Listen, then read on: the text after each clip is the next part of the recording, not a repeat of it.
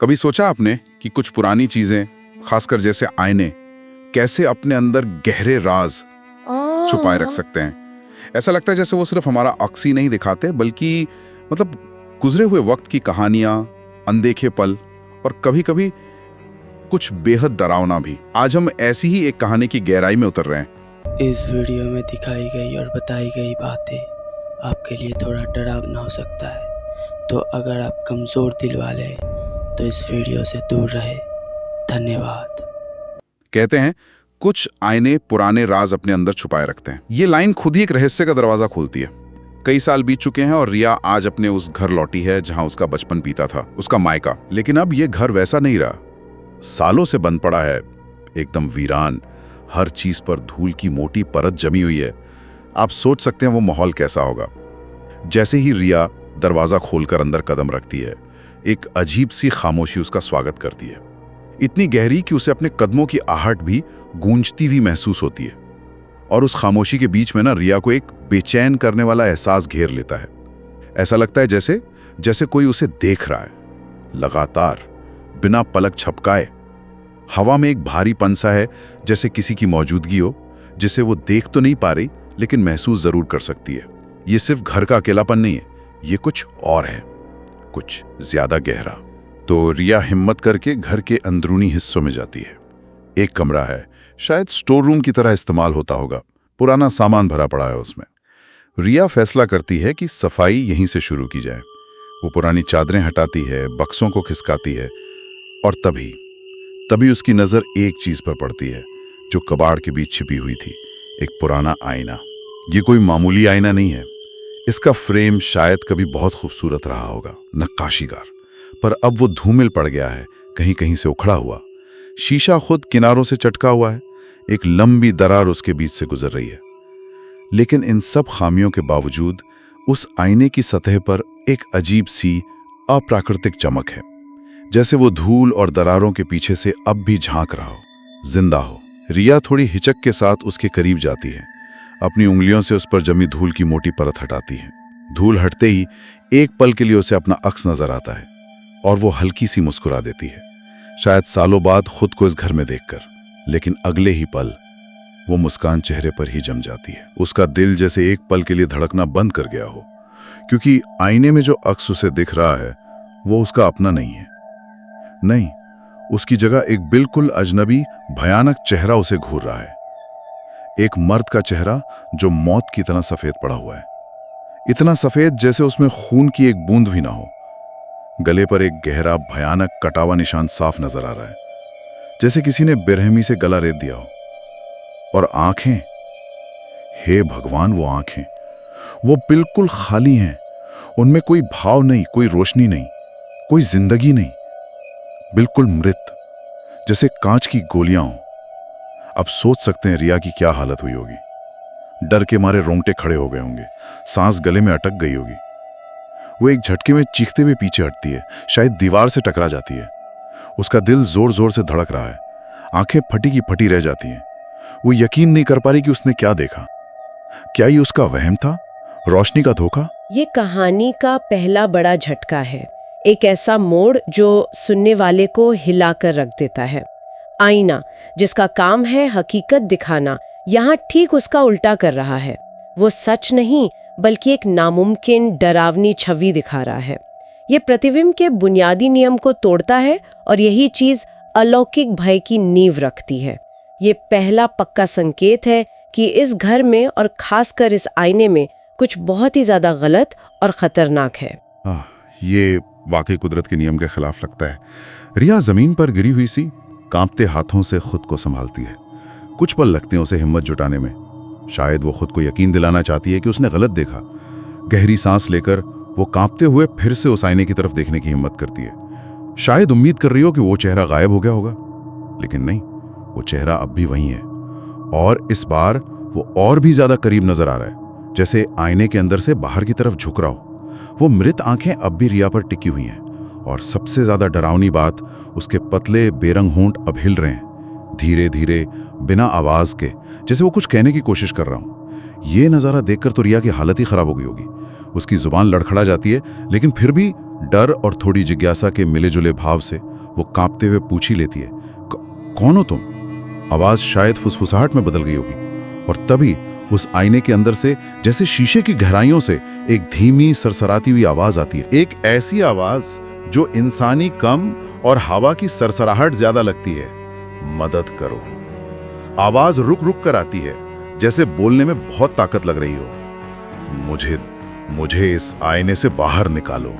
सोचिए जरा, एक आईने से ऐसी आवाज आना, मदद की गुहार, कितना भयानक और अविश्वसनीय रहा होगा। इस मोड़ पर कहानी एक नए स्तर पर पहुंच जाती है। जो पहले सिर्फ एक अजीब डरावनी छवि थी, वो अब बात कर रही है।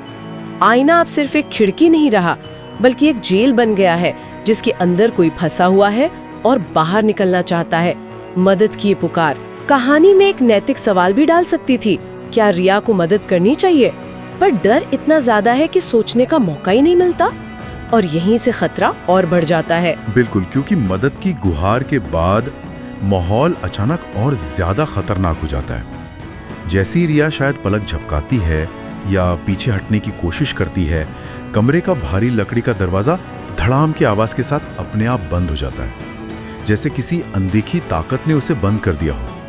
रिया भागने की कोशिश करती है, दरवाजे तक पहुंचती है, हैंडल घुमाने की कोशिश करती है, लेकिन वो जाम हो चुका है, टस से मस नहीं हो रहा। और तभी कमरे की अकेली बत्ती जो छत से लटक रही थी टिमटिमाने लगती है, फ्लिकर करती है, बंद होती है, फिर जल जाती है, फिर बंद। कमरे में पल भर के लिए रोशनी होती है, फिर घना अंधेरा छा जाता है। इस झपकती रोशनी में आईने में उस चेहरे का दिखना और गायब होना और भी ज्यादा डरावना लग रहा होगा।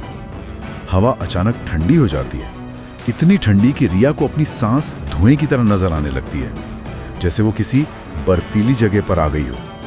ये ठंड सिर्फ तापमान का गिरना नहीं है, ये एक ऐसी ठंड है जो हड्डियों तक महसूस होती है, जो डर को और गहरा करती है। और इन सब के बीच जब रिया दहशत में आईने की तरफ देखती है, तो वो देखती है कि आईने में वो आदमी अब मुस्कुरा रहा है, लेकिन ये कोई आम मुस्कान नहीं है। ये एक चौड़ी, अस्वाभाविक, भयानक मुस्कान है जो उसके सफेद चेहरे पर खिंची हुई है। उस मुस्कान में कोई खुशी नहीं, सिर्फ खौफ और शायद शैतानियत झलक रही है। ये देखकर रिया की सारी हिम्मत जवाब दे जाती है।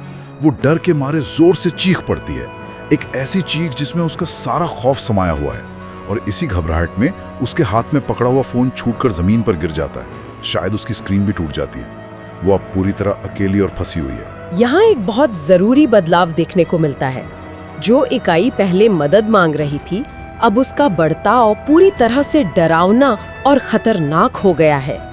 दरवाजे का बंद होना, लाइट का झपकना, तापमान का गिरना, ये सब क्लासिक हॉरर की निशानियां हैं, जो दिखाते हैं कि खतरा अब सिर्फ आईने तक नहीं रहा, बल्कि पूरे कमरे पर, पूरे माहौल पर उस अलौकिक शक्ति का कब्जा हो गया है।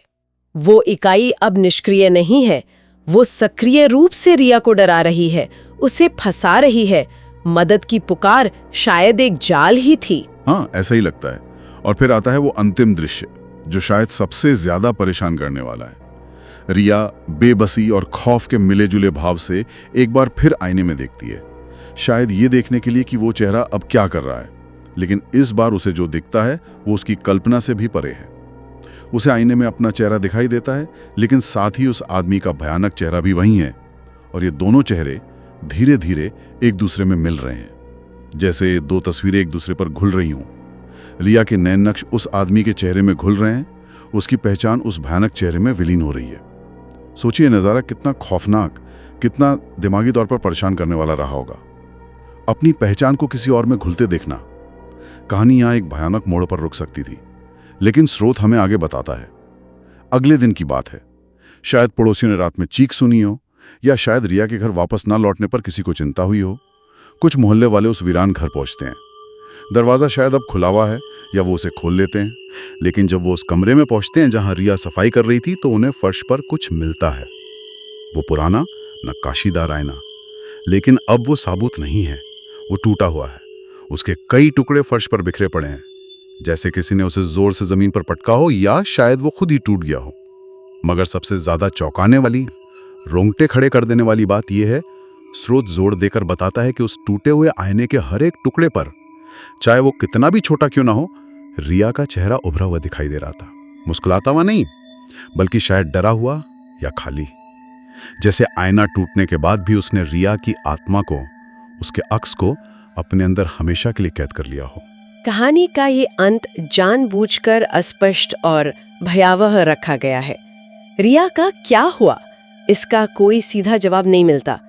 क्या वो सचमुच आईने के अंदर समा गई, उस आदमी की जगह ले ली, या उसके साथ ही कैद हो गई, या फिर उस आईने के अंदर जो भी शैतानी इकाई थी उसने रिया की पहचान, उसकी आत्मा को पूरी तरह सोख लिया?